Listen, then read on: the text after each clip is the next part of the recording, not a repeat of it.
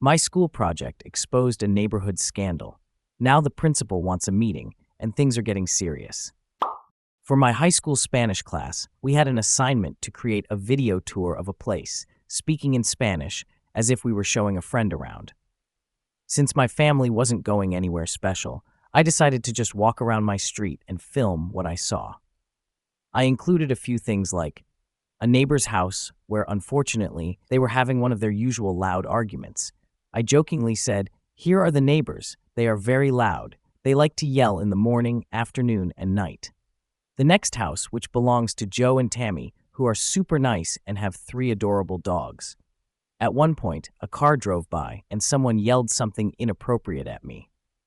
As a joke, I responded with a stupido perro, which means stupid dog. The driver hit the brakes, shouted something offensive, and then sped off. I turned to the camera and said, "This man is not very smart. He acts like a dog." Quick note, some people assumed I was Hispanic because I was speaking Spanish, but I'm actually not. I don't want to compare my experience to those who face this regularly. I also introduced a bunch of other random things, flowers, a bird, and whatever else I came across. I edited out the long walking parts but left everything else in because our teacher had specific requirements and cutting things would cost me points.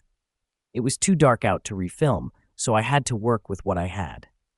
The next part of the assignment was to upload the video to the school website and interact with classmates by commenting on their videos in Spanish.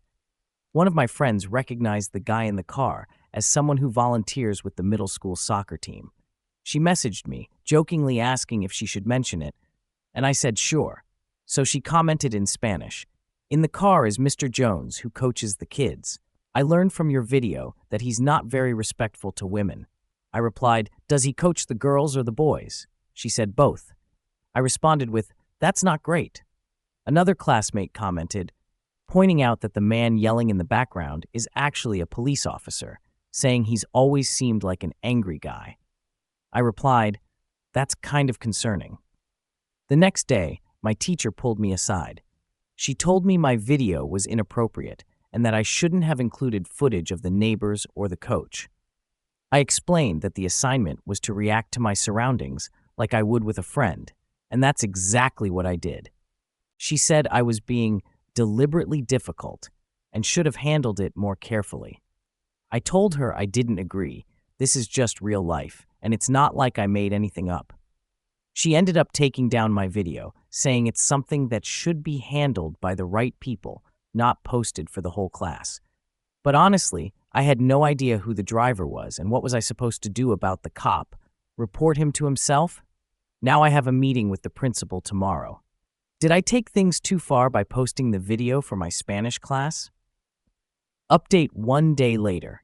I had my meeting this morning, and I think it actually went pretty well. I've got a little time during study hall now, so here's an update. Last night, I prepped a lot to make sure I was ready.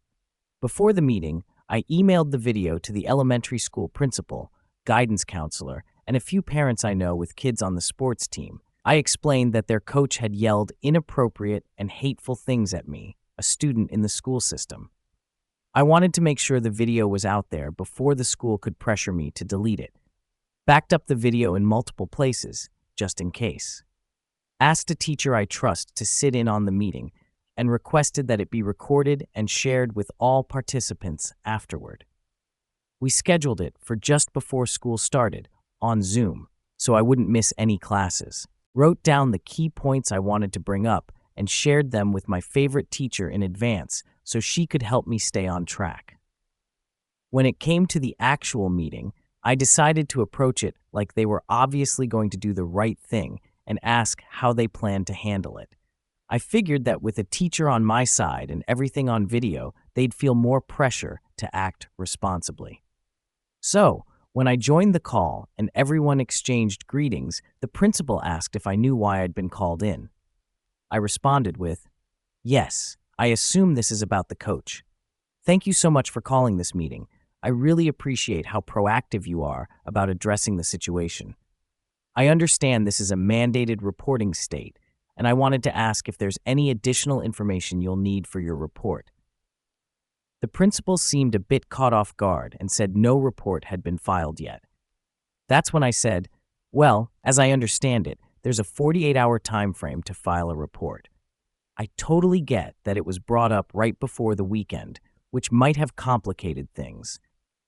But just to clarify, I was approached in a car, harassed, and threatened by someone who works with minors in the public school system. As soon as I said that, the whole tone of the meeting shifted. The guidance counselor quickly took over, and the principal became noticeably quieter.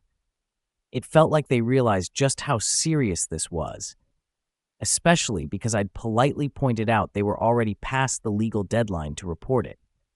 I also made sure to smooth things over by saying I was sorry for bringing it up through a school project instead of reaching out directly. I acknowledged that I should have asked for help in a different way. So that's where things stand now. I'm still kind of processing how big of a deal this turned out to be.